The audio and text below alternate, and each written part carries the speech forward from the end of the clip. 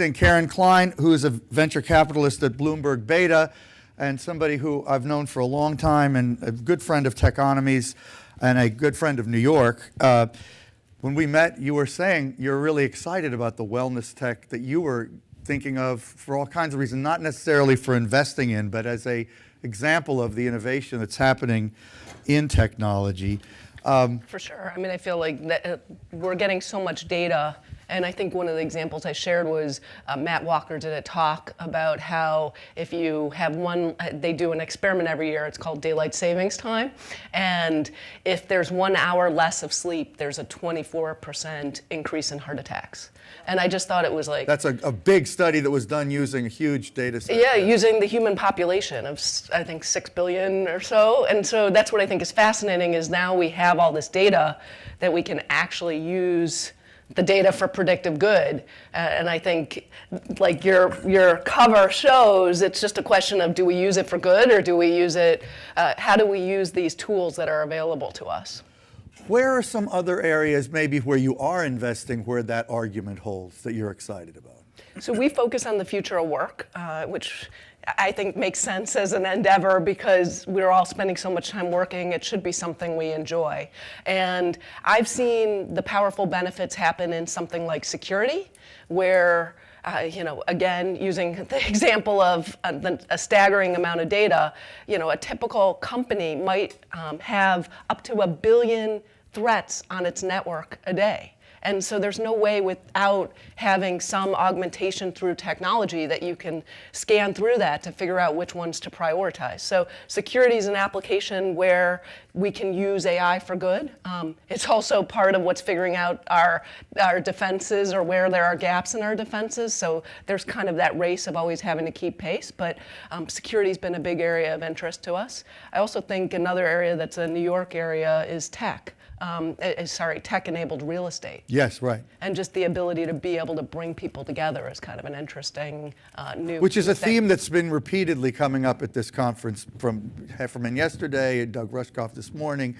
How are some of the ways that might happen and that you're excited about? Yeah, and I agree, Is this WeWork? Is that what you mean, kind of thing? Well, in some ways it is. I mean, we're investors in something called Knotel, so I'd also like to put Knotel's that one. a great company. We love those guys, yeah. We like to put that one in there. But I didn't know you were an investor in it. Yes, early investor. Great people. Great people, and the reality is yes. I mean, it doesn't make sense. I work with startups all the time, and it might be one person on the day that we invest in them, and then the next day they have 3 people, and then a week later they have 5 people, and then even a month later they might even be more, and so you really can't sign a 10-year lease.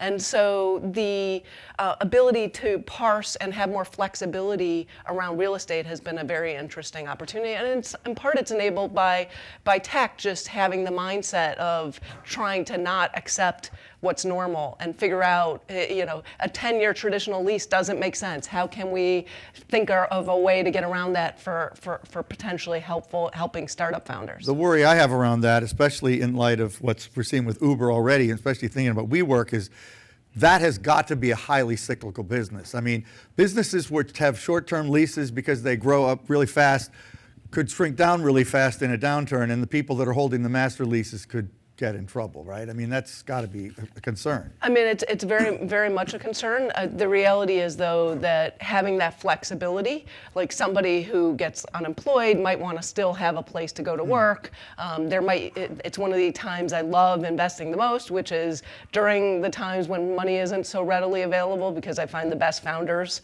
want to start companies during that time because they just believe in what they're doing, and it doesn't matter what the market's, what's happening in the macro market. So there are some countervailing, things that will happen. Maybe it's an economic smoothing element. Maybe it will. It could be. We'll see. And then the other thing that's kind of fascinating about the WeWork, and it just leads us to add a question is, WeWork's valued at over 2 times Boston Properties. Right, Boston Properties owns real assets, office buildings, has about a 20 billion market cap. And so there is this huge premium that's getting paid on it. Is that premium justified? Hard to tell, but there is a real business in WeWork. And you, though, invest in really early stage. I mean, you're like you're a VC, but you're like borderline angel investor, right? Yeah, I'd love to be considered an angel. Thank you. I mean, you really do. You do find people at super early stage, and you've had a good track record with that. And AI is a big interest of yours. Can you just talk a little bit about how you see that right now? So so we were probably one of the first firms to raise our hand about 6 years ago when we launched the funds and say that we were interested in AI. We call it machine intelligence because we do want to see there be more of a human, instead of a human dystopia, there to be leveraging machines for useful opportunities. And yeah, there's so many jobs that are dull, dirty, and dangerous, and we'd love to find a way to use technology to, whether it be heavy manufacturing and keep people from being at risk, surgeons, getting them more precision. I mean, we see there being a really powerful combination in a cyborg kind of model. That's a good way to think of it. Now, you work for Bloomberg. It's basically Mike Bloomberg's money. Obviously, and you're a very passionately committed New Yorker yourself. So New York is a big part of your positioning, mindset, and work. How do you see New York as a tech town, and how do you see that evolving?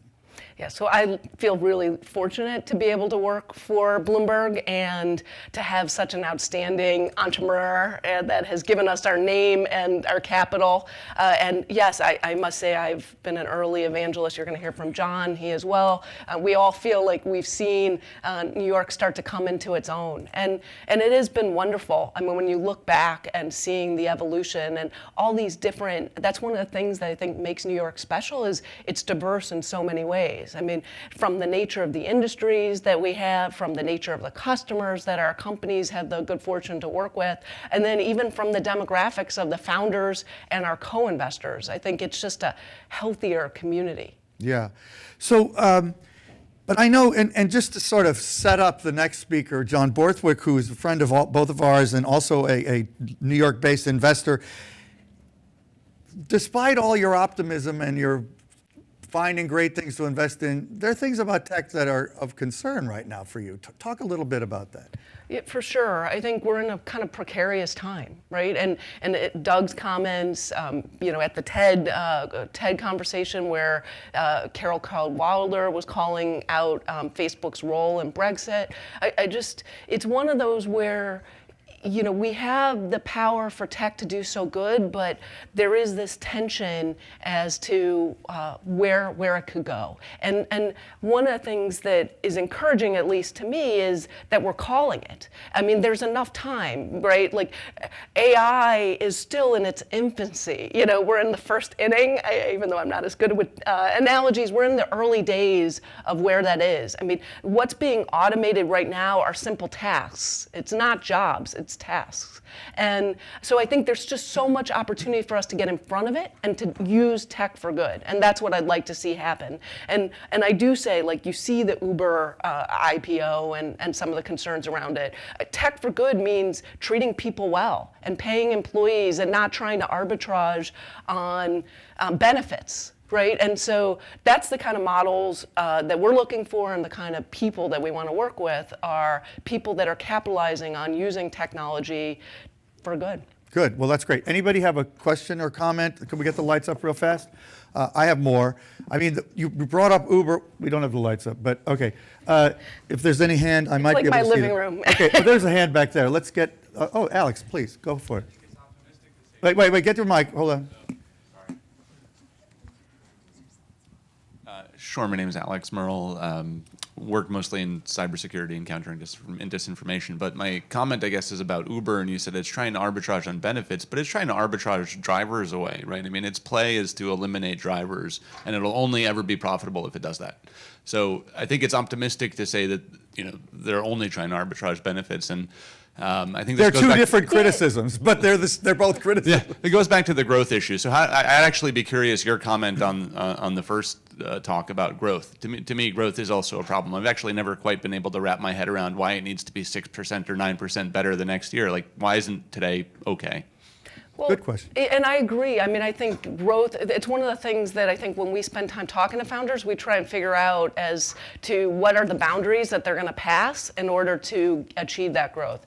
I mean, one of the challenges, we can all point to Uber and say, oh, Uber is evil, but the reality is we as consumers benefited greatly from it. Right? Like, we can vote with our dollars too and choose. I mean, in the early days when it first came out that Uber was calling up drivers and then canceling, I stopped using Uber. I instead started using Lyft because I wanted to try and support the underdog. So part of the reason why I'm excited that we're all talking about it is because it's not going to be one magic cure-all. It really is going to take a community to solve this. And part of that means we as consumers have a responsibility to pay more, to kind of reward greatness.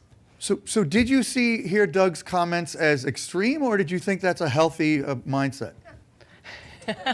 I think it's healthy for conversation, which is what we need. So Okay. for too long, it's been, the reality is every company now is a tech company. Every city should be a tech company. And there's too much tension around what tech is. And I think Amazon's not coming to New York, and some of the backlash around that shows that we're not bringing up communities to feel comfortable with tech. And tech has to take the leadership role here and be doing good in order to bring the community along. And there has to be a whole lot more transparency around how we're working to solve it. Yeah. We are keeping up the velocity